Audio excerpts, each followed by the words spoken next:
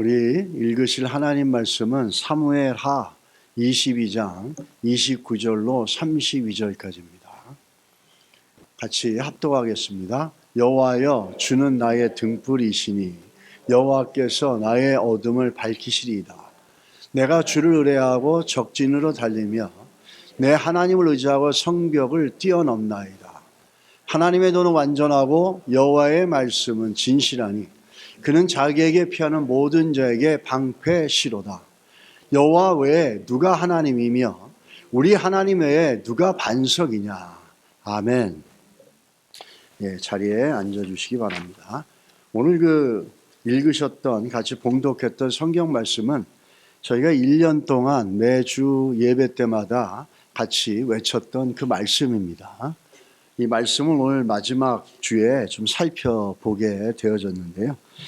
우리 2024년을 시작하면서, 마무리하면서 이제 며칠 안 남았는데 이 많은 생각들이 우리에게 오고 갈 수 있을 것 같습니다. 한 해를 돌아볼 때 정말 이게 모든 게 하나님의 은혜라고 믿으십니까? 우리 그럼 하나님께 우리가 한번 크게 박수로 영광 올려드리겠습니다. 할렐루야.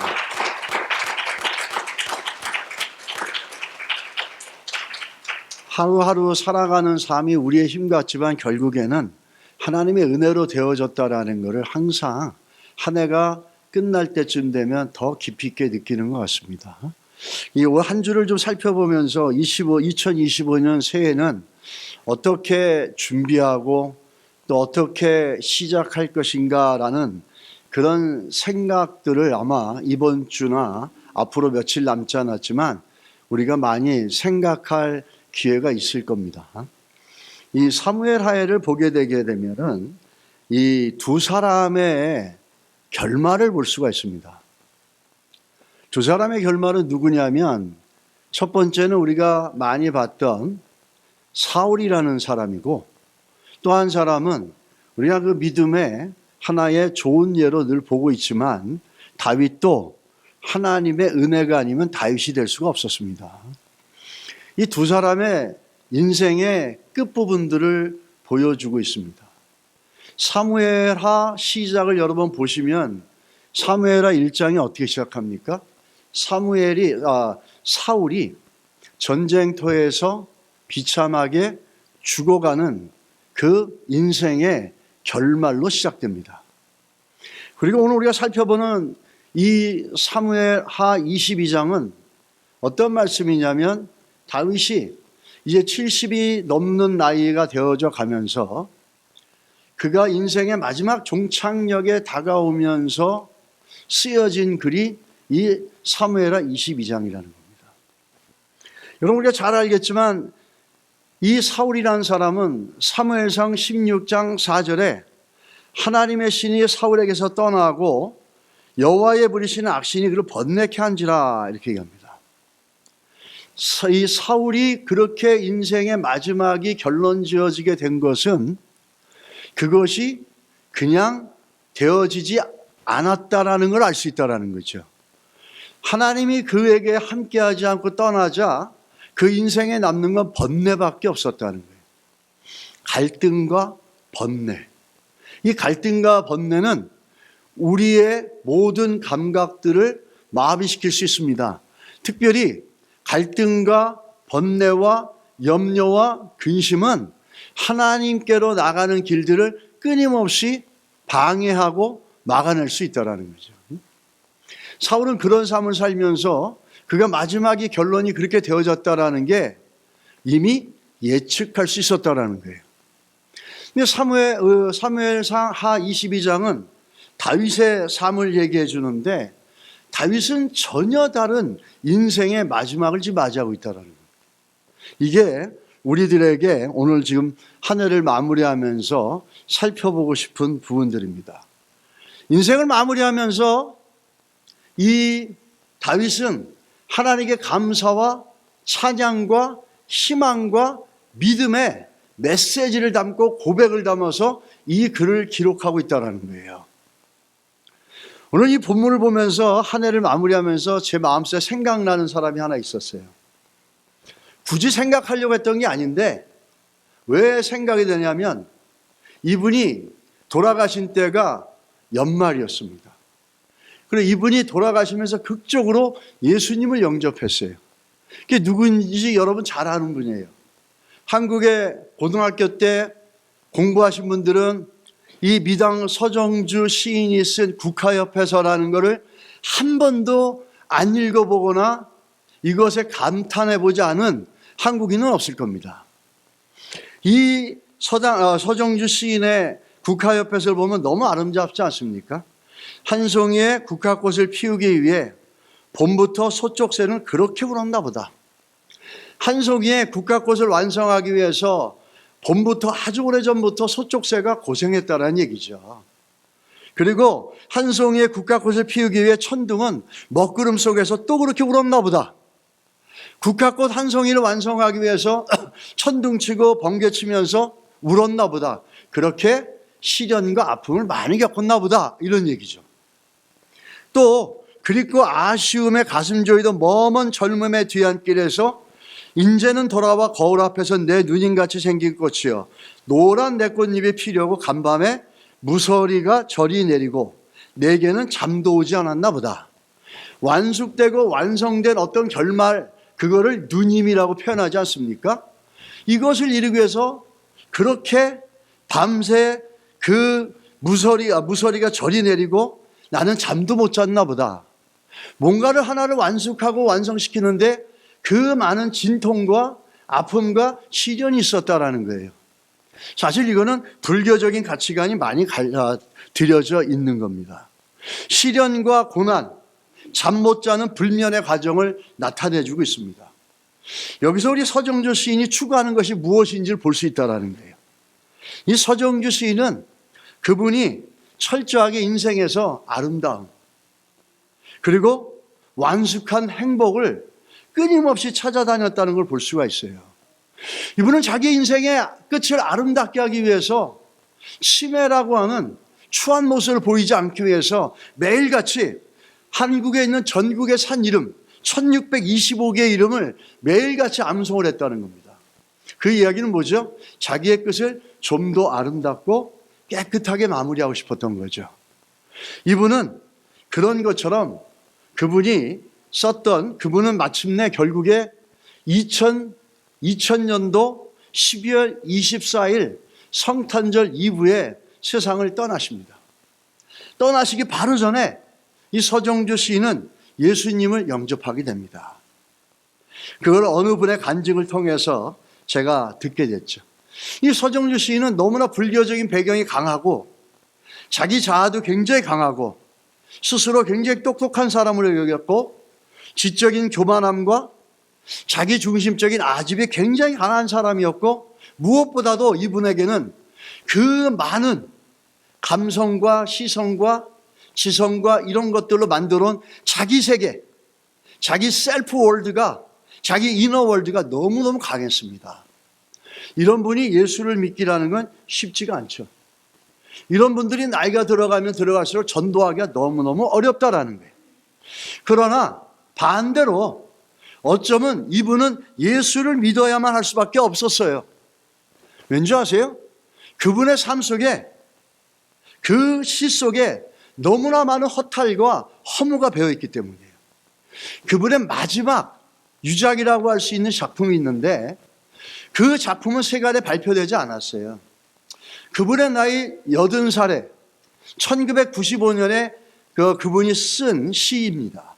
그 시가 뭐냐면 아름다운 것은 슬픈 것이니라 이런 겁니다. 아름다운 것이 슬픈 것이다. 이 제목부터가 굉장히 뭔가 설레게 하는 아름다운 것들에 대한 기대감도 있지만 한편으로는 또 슬픈 것이라고 하는 좀 뭔가 좀 염세적인 느낌이 있지 않습니까? 이것이 같이 교차되고 있어요. 근데 이 시에 보게 되면은 그분이 얼마나 아름답고 행복한 인생을 찾으려고 몸부림쳤는지를 보여주고 있습니다. 고통, 아픔, 또 어려움을 피해서 도망쳐도 보고 그러나 결국에는 아름다운 걸 아무리 찾아봤지만 허무와 허탈밖에 남았지 않았다는 얘기입니다.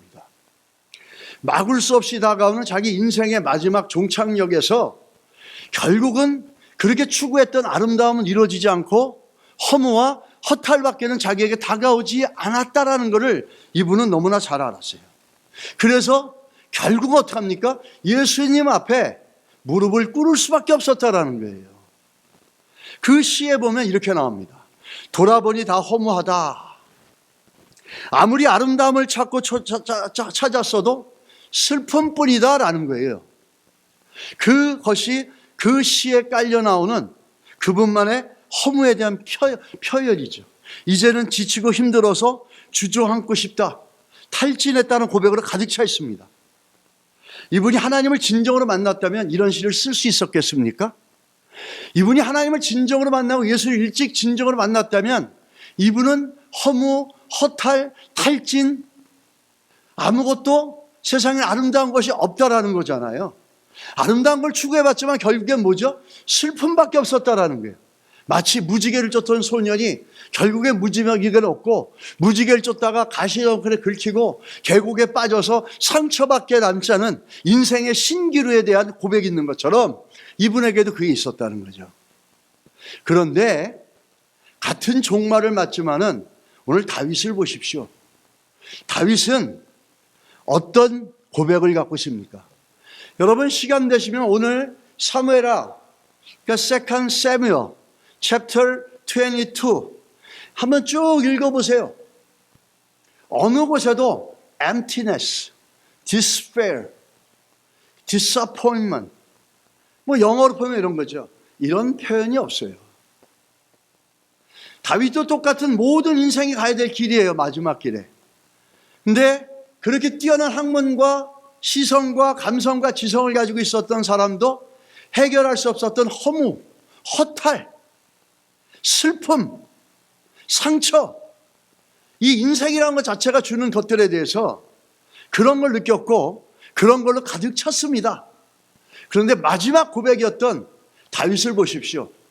다윗의 이 찬양과 고백 속에 나이가 70이 돼서 자기의 석양이 다가오고 있고 인생의 마지막을 가고 있는 그 노인네가 쓴 시라고 할 수 있겠습니까?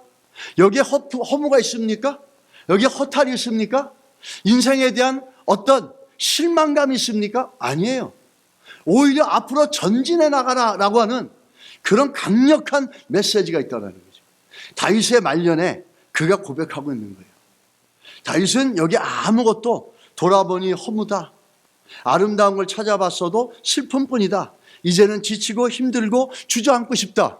서정규 씨가 기록했던 그의 마지막 작품의 고백처럼 다윗도 마지막에 그런 고백을 했습니까? 다윗은 그런 고백하지 않았다라는 거예요. 할렐루야. 이게 신앙의 길입니다. 신앙은 별로 모르죠. 이 절망과 허무에 가득 차 있을 텐데 우리가 여기 나와서 사무엘하 21장 51절의 마지막 절에 보게 되면 이의 고백의 마지막의 찬양의 끝을 보면 인자를 베푸시며 영원하도록 다윗과 그 후손에게로 하나님의 인자와 긍휼이 이 다윗과 내 자손에게 영원히 있을 거라 이렇게 얘기합니다. 마치 자기가 영원히 살 것처럼 얘기하고 있다는 거예요. 영원히 살죠. 영생을 누리죠. 주님 곁에서 죽음이란 관문을 통과하지만 그게 끝이 아니라 영생으로 가는 길이잖아요. 그래서 다윗은 이렇게 그 안에 가득 차 있는 소망과 감사가 있다는 거예요. 이게 신앙의 길이라는 걸 여러분 기억하십시오. 신앙의 길은 보통 때는 모릅니다. 그러나 우리가 신앙의 길을 가고 있다는 걸 언제 압니까? 우리가 문제를 만났을 때, 우리가 어려움을 겪었을 때, 이 신앙의 길과 세상의 길이 분별이 안 돼요, 보통 때는. 내가 세상의 길을 가고 있는지, 넓은 문으로 가고 있는지, 좁은 문을 가고 있는지, 평소엔 everything goes well. 그때 몰라요. 그러나 문제가 돌아오고 우리가 죽음 앞에 섰을 때 모든 것이 끝난 다음에 그 무엇이 우리에게 다가오냐라는 거죠. 연극이 끝나고 그렇게 기대하면서 봤던 영화와 연극이 끝났을 때 느끼는 허탈감, 이건 세상의 길입니다. 그러나 우리의 모든 것이 끝났어도 여전히 다윗처럼 소망이 있고 기대감이 있고 감사가 있다면 그건 신앙의 길이라는 거예요. 우리가 살면서 이런 허탈과 허물을 느낄 때가 참 많습니다. 이 세상의 끝에서 우리는 어떤 결론을 가지고 갈 것인지 우리 다윗이 우리에게 던져주는 도전이에요. 누구나 그 인생의 끝에 서게 될 겁니다. 그때 섰을 때 우리는 어떤 고백을 가질까요? 서정주 시처럼 내가 아름다움을 추구했지만 허무와 허탈밖에 없나이다. 아니면 다윗처럼 마치 영원히 살 것처럼 하나님의 인자와 긍휼은 영원하십니다. 이렇게 할 것인지. 여러분, 이 한 해의 마무리를 우리가 맞이하면서 돌아볼 수 있기를 바랍니다. 신앙의 길은 다릅니다. 신앙의 길의 마지막에는 다윗과 같은 감사와 찬양이 있다는 거예요. 이게 신앙의 길을 가는 거죠. 문제가 있고 어려움이 있을 때 내가 신앙의 길을 가고 있는지 세상의 길을 가고 있는지가 명확하게 나옵니다. 우리가 한 가지 보면서 성경의 마지막에 인생의 마지막을 기록해 놓은 몇몇 사람들이 있지만 그 중에서 야곱을 좀 봤으면 좋겠어요. 고절에 먼저 보시면은 다윗이 고백하는 거죠. 말년에 저런 고백을 하는 거예요. 30절에 뭐라 그럽니까? 내가 주를 의뢰하고 적진으로 달리며 내 하나님을 의지하고 성벽을 뛰어넘나이다. 이게 말년에 죽음 앞에서 죽음을 맞이하는 사람이 할 고백입니까? 마치 전쟁터로 나가서 내가 저 적진을 하나님이 함께 하시면 이길 것이다 라고 외치는 어떤 용맹한 믿음에 가득 차 있는 군사들의 모습 같다는 거예요. 이게 너무너무 다른 신앙의 길을 보여주고 있다는 거죠. 우리 야곱을 한번 보시죠. 야곱의 마지막은 어떤 모습이 있나 보십시오. 야곱은 창세기 47장 31절에 그 마지막을 이렇게 얘기합니다. 야곱이 또 이르되 내게 맹세하라 하매 그가 맹세하니 이스라엘이 침상머리에서 하나님께 경배하니라. 할렐루야. 히브리서 11장 21절을 믿음으로 야곱은 죽을 때 요셉의 가가들에게 축복하고 그 지팡이 머리에 의지하여 경배하였으며. 야곱은 어떤 인생으로 시작했습니까? 야곱은 사기꾼으로 시작했어요. 그런데 인생의 과정을 통해서 하나님께서 야곱을 어떻게 만들었어요? 이스라엘로 만드셨습니다. 사기꾼으로 시작했던 인생이 종국에 가서 뭘로 바뀝니까? 예배자로 바뀌었다는 거예요. 할렐루야. 죽음 앞에 있는데 예배자로 바뀌었어요. 예배를 드려요. 예배를 드린다는 의미는 뭐죠? 하나님 앞에 감사한다는 거예요. 하나님 앞에 찬양한다는 거예요. 예배를 드린다는 건 소망이 있다는 거예요. 여러분, 오늘 이 시간 와서 주일 예배를 매일 드리지만 이 주일 예배 속에 하나님은 쉼을 주시고 이 주일 예배 속에 예배를 통해서 우리는 하나님을 향해서 참된 소망들을 갖게 되어집니다. 세상에 줄 수 없는 소망, 세상의 소망은 아름답게 만들어 줄 것 같지만 허무와 허탈을 만들어 줍니다. 그러나 하나님에 대한 소망은 영원히 변함이 없어요. 예배는 그런 소망을 주는 거죠. 야곱이 그렇게 인생을 마무리했어요. 그 인생의 마무리가 예배라는 거죠. 우리 사무엘하 22장하고 시편 28장을 보게 되면 동일한 내용이 나옵니다. 사무엘하 22장 오늘 본문과 시편 18장 내용이 똑같은데 이걸 갖다가 어떤 이들은 승전가로도 사용합니다. 전쟁에 나가는 자들에게 하나님이 함께 하시면 이렇게 승리할 것이라고 권면해주고 모티베이션을 줍니다. 18절, 시편 18절도 마찬가지고 이거도 마찬가지입니다. 그런데 분명한 것은 이 22장이 무엇을 위해서 써졌습니까? 다윗이 마지막을 기록하고 있는 거예요. 그의 마지막을 기록하고 있는데 마치 전쟁터에서 승리하고 돌아온 그 장군이 승리를 외치는 승리가 같고 전쟁터로 나갈 그 군인들이 승리할 것을 선포해나가는 승전가처럼 보여진다는 거죠. 다윗은 자기의 죽음이 패배가 아니고 어둠이 아니고 뭘로 얘기하고 있습니까? 승리고 감사로 얘기하고 있다는 거예요. 여러분, 우리들에게도 이런 믿음의 은혜가 있기를 간절히 소원합니다. 신앙은 끝이 다른다는 겁니다. 우리가 아무리 여기서 이렇게 저렇게 살아도 나사로처럼 가난하게 살아도 부자처럼 큰 소리치고 살아도 우리가 끝에 어떤 모습으로 하나님 앞에 서느냐, 오늘 우리 한 해를 마무리하면서 살펴보시고 우리 안에 연약함이 있으면 하나님의 은혜를 구하시기 바랍니다. 저도 다윗처럼, 저도 야곱처럼 그렇게 주님 앞에 서게 해 주십시오. 그렇게 서 나갈 수 있다면 우리의 신앙의 삶은 지금 이 자리에서부터 승리가 이루어질 줄 믿습니다. 신앙은 끝이 다릅니다. 그 일본의 토키치 이치라고 하는 1918년에 유명한 사형수가 있었습니다. 이분은 살인 혐의로 교수형을 당했습니다. 20차례 이상 감옥에 돌아다녔습니다. 근데 성품이 호랑이처럼 잔인한 인물이었다고 합니다.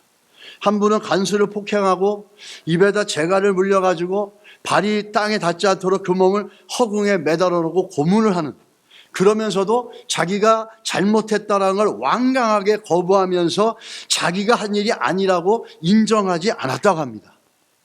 사형 판결을 받기 전에 이 토키치 이치라는 분은 서양에서 온 두 분의 여자 선교사님 웨스터 양과 맥도날드라는 두 선교사에게 신약 성경을 선물로 받습니다. 그 성경을 읽어나가다가 우연하게 한 말씀을 발견하는데 예수님의 말씀인데 예수님이 하신 말씀이에요. 십자가상에서 아버지여 저희를 사하여 주옵소서. 저희들은 자기가 하는 것을 알지 못함이니라. 이 말씀을 읽으면서 그 문장이 자기 가슴에 못처럼 박혔다라는 거예요. 그러면서 이 한 구절의 말씀이 이 사형수, 자기의 잘못을 끝까지 인정하지 않던 이 강팍한 사형수를 변화시켰습니다. 그 당시를 이렇게 고백합니다. 나는 멈추었다. 마치 대못으로 찔린 듯이 심장을 찔렸다. 이 말씀은 나에게 질문을 던졌다. 내게 무엇을 계시했는가? 나는 이를 그리스도의 마음의 사랑이라고 불러야 하는가? 나는 이 경험을 무엇이라고 불러야 할지 몰랐다. 다만 내가 말할 수 없이 감사한 마음으로 믿었다는 것만 알 뿐이다.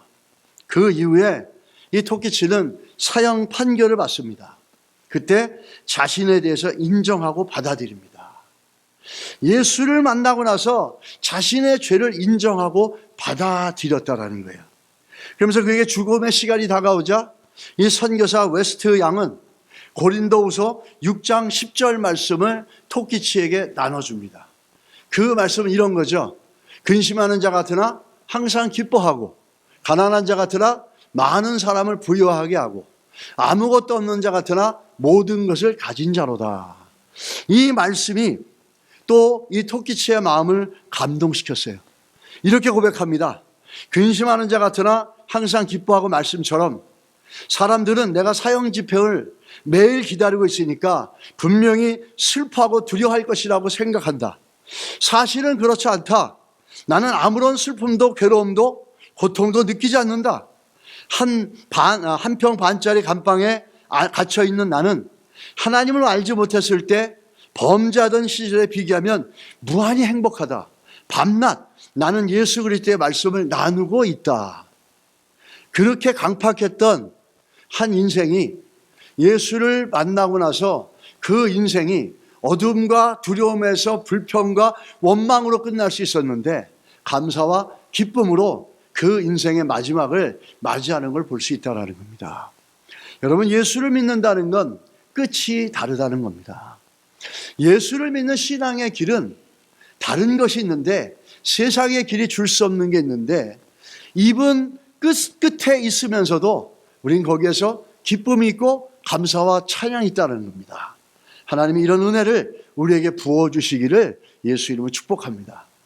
우리가 하나님께 이 다윗을 보게 되면 다윗은 이런 고백과 찬양을 죽음을 맞이하면서 어떻게 할 수 있었는가라는 거예요. 그거는 우리가 7절에도 그렇지만은 이 22장 초반에 나오는 단어 중에 반복되는 게 뭐냐면 기도입니다. 기도. 제일 먼저 1절에 뭐라고 그러냐면 곡조 있는 기도예요. 제가 만든 겁니다. Spoke the words of the song to the Lord. 내가 그 노래에 가사가 있는 그거를 주님 앞에 말씀했다. 이런 거죠. 그 얘기는 뭐죠? 곡조 있는 기도를 드렸다라는 거예요. 내용 있는 찬양을 드렸다라는 거예요. 우리가 찬양할 때 리듬을 따라가는 것도 더 중요한 건 뭐죠? 가사를 음미하는 거예요. 그건 기도입니다. 그냥 음이 좋다, 음정도 맞춰야 되지만 그런 것만 우리가 너무 따지다 보면 정말 이 찬양을 통해서 그 곡조 있는 기도가 될 수 있다면 찬양의 가사를 음미하면서 그것에 대한 고백을 담아서 찬양을 할 때 그게 뭐가 되죠? 기도가 되는 겁니다. 다윗은 22장 1절을 시작할 때 내가 곡조 있는 기도를 하나님 앞에 드렸다 이렇게 얘기합니다. 그러면서 4절에 가서 우리 한글 성경에 명확하지 않지만 I call upon the Lord, 내가 주님 앞에 기도했다 이렇게 얘기합니다. 또 7절에는 한 구절 안에 반복합니다. I call upon the Lord, I call out to my God 이렇게 얘기합니다. 두 번을 반복해서 얘기하고 있죠. 여기서 중요한 건 뭐냐면 다윗이 하나님을 어떻게 불러요? My God이라고 불러요. My God. 내 하나님, 나의 하나님이라고 불러요. 신앙은요, 우리 하나님이라고 하는 게 아니라 나의 하나님이라고 부를 때 내 신앙이 되는 거예요. 신앙은 성경에 갇혀있는, 문자에 갇혀져 있는 하나님을 고백하는 게 아니라 여기에도 계시지만 내 삶 가운데 함께 하시는 살아계신 하나님을 나의 하나님으로 경험하고 고백하는 게 신앙입니다. 또 신앙은 교회만 있는 게 아니라 예배 드릴 때만 있는 게 아니라 내 삶 가운데서 나와 함께하며 나와 만나주신 하나님, 그래서 나의 하나님이란 고백이 있을 때 그게 우리가 하나님을 나의 하나님으로 믿는, 예수님이 나의 personal savior, 나의 개인의 구세주라고 고백할 때 그 고백은 뭐죠? 내 삶 속에서 내가 힘들 때나 내가 잘못할 때나 내가 좋을 때나 내가 어려울 때나 항상 나와 함께 해주셔서 그 과정 속에서 나를 만나주셨던 그 하나님을 내가 고백할 때 나의 하나님이라고 고백하는 겁니다.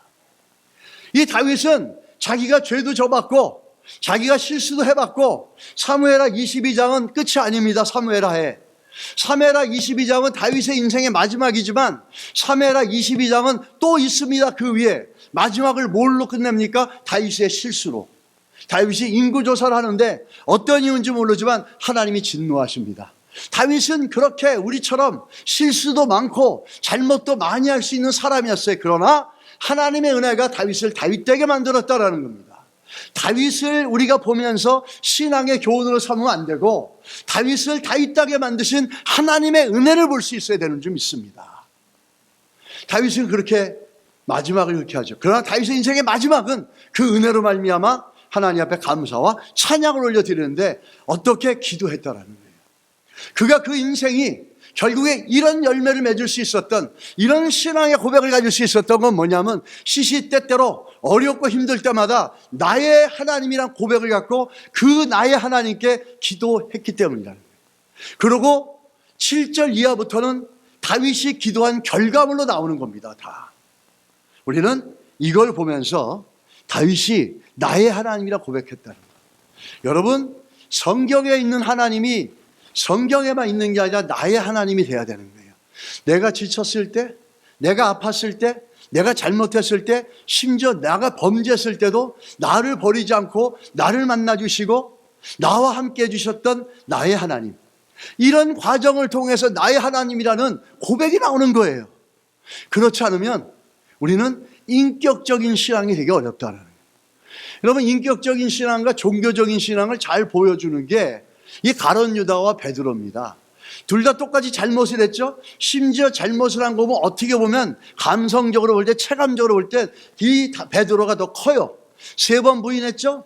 회개했으면서도 예수님의 부활을 보고서도 예수님을 쫓을 생각을 안 하고 옛날로 돌아가 버렸어요.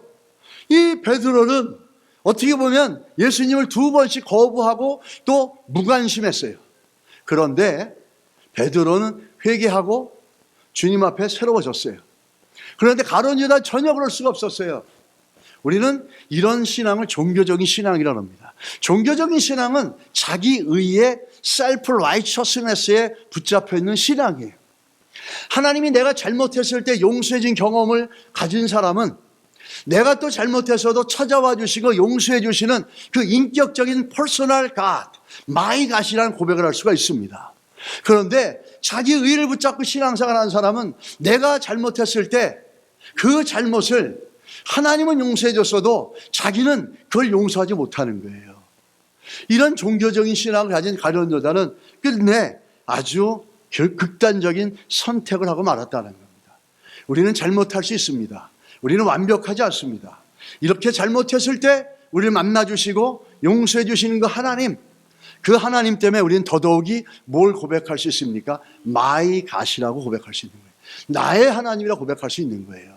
늘 내가 잘할 때만, 내가 늘 잘해야만 신앙이 된다는 것은 우리는 우리의 의의 바탕이 될 수가 있다는 겁니다. 오늘 이렇게 해가지고 나의 하나님의 신앙의 고백을 갖고 다윗은 하나님 앞에 기도하고 아뢰었다는 거죠. 7절에 가서 보시면 나의 하나님께 아뢰었더니 나의 부르짖음이 그의 귀에 들렸도다. 나의 하나님이란 고백, 이 나의 하나님이란 고백은 우리에게 뭘 만들어냅니까? 나의 하나님께 아뢰었더니 기도하게 만들었다는 거예요. 그러고 하나님이 들으셨다라는 그 표현이 8절부터 나옵니다. 이에 땅이 진동하고 떨며 기초가 요동하고 흔들렸으니 이렇게 얘기합니다. 그 8절부터는 1절에서 7절까지 다윗이 기도한 것에 대한 결과물로 하나님이 일하고 있는 걸 보여주는 거예요. 하나님이 일하시니까 땅이 흔들리고 요동치면서 다윗이 7절에 기도한 것처럼 하나님이 일하시는 것들을 보여줄 수 있다는 겁니다. 우리는 또 더 나아가서 기도할 때 오늘 우리가 읽었던 29절에서 31절까지 말씀을 보면 이런 말씀이 있죠.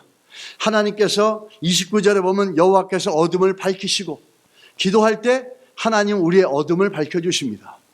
또 30절에 적진으로 달려가 성벽을 뛰어넘는 믿음을 주시고, 또 31절에는 우리의 방패가 져져서 우리를 보호해 주신다는 거죠. 이 기도는 그의 말년에 다른 끝을 만들 수 있었다는 거죠. 기도할 때 하나님이 감당할 수 있는 능력도 주시고, 기도할 때 뛰어넘을 수 있는 믿음도 주시고, 기도할 때 우리를 와서 보호하시는 방패가 되어주시는 그 하나님이라는 것을 다윗이 고백하고 있다는 거예요. 다윗은 자기의 죽음을 맛보면서 이 고백을 하고 있다는 거죠. 여러분, 다윗이 고백한 이 하나님은 우리의 하나님이고 나의 하나님인 줄 믿습니다. 그 하나님 우리의 소망이 되시길 바랍니다. 그러기 위해서 우리 삶 가운데 기도의 삶이 떠나지 않아야 될 줄 믿고, 더 중요한 건 아까 우리가 떠나갔는데 다시 한번 놀려주시고, 그 도마의 고백이에요. 도마도 보십시오. 자기가 하나님을 예수를 만나고 나서 뭐라고 고백합니까? 나의 주님이시여 나의 하나님이시라 그래요. 그 전에 못 믿었어요. 그 옆구리라도 보여주십시오 뭐 그랬거든요. 그래서 봐야 되겠다 그랬는데 만져보고 그가 깨달은 게 뭐냐면 나의 주님이시여 나의 하나님이시라는 거예요. 하나님을 만나고 내가 슬플 때나 내가 잘못할 때나 나를 만나주신 하나님을 만나고, 그런 사람들은, 그런 신앙은 하나님을 나의 하나님으로 고백합니다. 그저 하나님을 성경에 기록되어 있는 하나님, 교회에서만 얘기하는 하나님이 아니라 나의 하나님, 나의 주님으로 고백하는 것은 내 삶 속에 함께 하시면서 만나주시는 그 하나님, 그 하나님을 고백해 나갈 때, 우리가 그 하나님을 경험해 갈 때 나의 하나님이라는 고백이 있다라는 거죠. 그렇게 하면서 다윗은 그 나의 하나님 앞에 기도하고, 우리가 아까 읽어줬던 것처럼 그렇게 고백하며 나갔던 걸 볼 수 있습니다. 우리가 기도할 때 이러한 끝이 다르는 신앙의 삶을 살 수가 있습니다. 기도하는 삶은 어떤 고백을 갖고 있습니까? 나의 하나님이라는 고백이 있다라는 거예요. 여러분, 기도가 그렇게 잘 안 되고, 기도에 우리 시간들과 우리 마음들이 그렇게 많이 쏘여지지 못하는 이유는 내가 아직도 나의 하나님이라는 고백이, 나를 만나주시고 내 인생 가운데 함께 주신 그 나의 하나님이라는 고백이 어쩌면 너무나 연약하기 때문인 거예요. 그래서 문제가 와도 이 앞에 간절히 기도할 생각보다는 이것이 빨리 해결되기만 바라는데, 하나님 문제를 주신 과정이 뭔지 아세요? 다윗이 나의 하나님이라 고백을 했던 과정이 뭔지 아세요? 그 인생의 숱한 역경과 아픔을 통해서 하나님이 만나주셨고, 그럴 때마다 무릎 꿇고 하나님 앞에 나갈 때마다 하나님이 전세를 바꿔버리시고 상황을 바꿔버리시고 원수의 눈을 가려버리시는 그런 역사를 이뤄냈다는 거예요. 그걸 통해서 다윗은 뭘 고백합니까? 나의 하나님이라는 거예요. 너의 하나님이 아니라, 우리 하나님이 아니라, 교회 하나님이 아니라 나의 하나님이라는 거예요. 이 고백이 있으면 있을수록 어떤 게 있습니까? 하나님 앞에 간절히 아뢰을 수 있다는 거예요. 간절히 기도할 수 있다는 거예요. 기도는 우리들에게 많은 걸 받고 합니다. 다윗의 인생 속에서 다윗이 기도함으로 그 인생에 많은 변화와 많은 것들을 새롭게 했던 것처럼, 우리도 우리 인생 가운데 하나님 앞에 기도해 나갈 때 우리를 바꿔가시고 새롭게 하시고 전세를 역전시키고 산을 들어서 바다를 던져가는 그런 역사들을 이루어낼 줄 믿습니다. 그러기 위해서 우리가 한번 보십시오. 나는 하나님을 어떻게 고백하고 있는가? 나는 나의 하나님으로 고백하는가? 설교하는 저 목사님의 하나님으로 보고 있는가? 성경에만 기록되는 문자적인 하나님으로 기록하고 있는가? 기독교라고 하는 종교가 얘기하는 하나님으로만 기억하고 있는가? 믿고 있는가? 교회에서만 얘기하는 하나님이라고 나는 믿고 있는가? 나의 하나님이란 고백이 있느냐? 그 고백이 있는 사람들은 오늘도 주님 앞에 무시로 무릎 꿇고 기도할 줄 믿습니다. 여러분, 나의 하나님이란 고백이 있으시기를 주님은 축복합니다. 어려움이 있으십니까? 문제가 있습니까? 그 과정을 통해서 하나님은 우리에게 받고 싶은 고백이 있는 거예요. 그게 뭐냐면 하나님은 나의 하나님입니다. 아브라함의 하나님, 이삭의 하나님, 야곱의 하나님이 아니라 나의 하나님이다라는 그 고백을 하나님 만들어내시기 원하는 거예요. 여러분, 우리 안에 그런 고백이 있기를 축복합니다. 기도는 이 스펄전 목사님이 이렇게 얘기했어요. 다윗이 가진 무기 가운데 다윗의 대적들이 가장 두려워했던 것은 그가 기도하기 위해 꿇는 무릎이었다라고 얘기하는 거예요. 사울이 가장 무서워했던 게 다윗의 무릎 꿇는 기도였다라는 거죠. 이방 민족들이 가장 무서워했던 게 다윗이 하나님 앞에 무릎 꿇는 기도였다라는 거예요. 또 무디 선생님 목사님 뭐라 그랬어요? 기도는 하나님의 자녀가 가진 가장 강력한 무기다. 이렇게 강력한 무기를 갖고 있으면서도 안 쓰는 것, 이렇게 강력한 무기가 우리에게 너무너무 많이 있는데도 불구하고 쓰지 않는 것, 이게 우리의 문제가 될 수 있다는 겁니다. 여러분, 우리에게 주신 이 기도의 강력한 무기, 이걸 통해서 우리 가운데 둘러싸여 있는 허다한 어둠들, 사단의 권세들, 또 우리를 두렵게 하는 그 문제들을 흔들어서 요동치게 만들고 한 길로 왔다 일곱 길로 떠나게 하는 역사와 능력을 우리가 경험하면서 나의 하나님이라는 고백을 하나님 앞에 올려드리시기를 주의 이름으로 축복합니다. 하나님은 다른 거 원하시지 않으세요. 나의 하나님. 그 문제를 통해서, 어려움을 통해서, 아픔을 통해서 나의 하나님을 이걸 경험하는 거죠. 나의 하나님인 걸 알아가는 거죠. 그리고 그 감사와 그 고백을 오늘 다윗은 하나님 앞에 올려드리겠다는 겁니다. 여러분, 절망을 극복하는 건 기도입니다. 미국에 아주 유명한 여자 비행사가 있었습니다.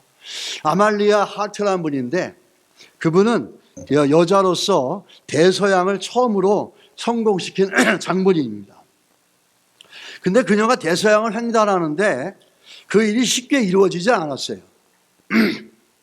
대서양을 횡단하는 중에 바다 한복판에 엔진이 고장이 나서 엄청난 위기 속에 직면하게 됐습니다. 어저께 우리 한국에도 안 좋은 일이 있었지만 참 안타깝습니다.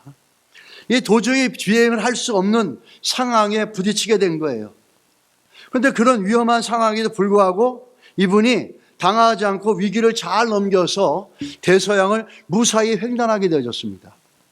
이 대서양을 횡단하고 성공하고 돌아왔을 때 보스턴에서 기자회견이 열렸어요. 기자들이 물어봅니다. 당신의 엔진이 고장났을 때 그 위급하고 어려운 순간 어떻게 견딜 수 있었습니까? 그 질문에 그녀는 이런 유명한 이야기를 했어요. 그것은 간단합니다. 그 위기를 넘길 수 있었던 것은 제가 바다 위 한복판에 있었기 때문이에요. 무슨 얘기죠? 아무런 소망이 없었고 완전한 절망에 빠졌다라는 거예요. 이 말을 이해하지 못한 기자들은 다시 또 자세한 의미를 물어봤어요. 또 그러자 이 여자가 얘기합니다. 제가 위기에 있을 때는 이미 대서양 반을 넘어왔을 때였고 어떻게든지 돌아갈 수가 없었습니다. 포기하면 떨어져서 죽을 것이고 당연했죠. 그 당시에 제가 할 수 있는 것은 앞으로 가는 것밖에 없었어요. 근데 그 앞으로 가는 것을 가능하게 해준 게 뭐냐면 기도가 그것을 가능하게 해주었습니다라는 놀라운 기적을 이뤄낸 거죠. 여러분, 우리 기도는 나의 하나님이라는 고백이 있는 성도들이 하나님 앞에 드릴 수 있는 좋은 열매이고 결과물인 줄 믿습니다. 여러분, 우리가 나의 하나님이라는 고백이 있다면 다윗처럼 마지막 때 하나님 앞에 감사와 찬양을 드리는 신앙의 길을 오늘도 살아갈 수 있어야 되고, 나의 하나님이라는 고백이 있다면 오늘 우리 시간에 하나님 앞에 전심으로 무릎 꿇고 주 앞에 나와서 또 하나님이 하시는 걸 경험할 수 있는 그 믿음의 복들과 은혜를 체험하고 경험하는 시간이 되시기를 예수 이름으로 축복합니다. 우리 교회 모든 성도들이 이 한 해를 마무리하면서 나의 하나님이라는 고백을 갖고 하나님 앞에 깊은 감사와 찬양을 올려드릴 수 있기를 주의 이름으로 축원합니다. 기도하겠습니다. 하나님 아버지, 주의 은혜와 사랑을 감사드립니다. 하나님의 은혜와 사랑이 아니었으면 오늘 이 자리까지 올 수 없었고 모든 것이 하나님의 은혜였습니다.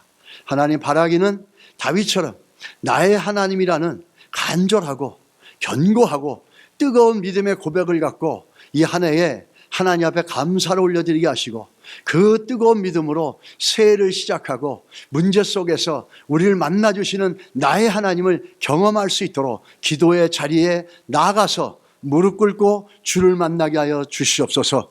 예수님의 이름으로 기도드렸습니다. 아멘.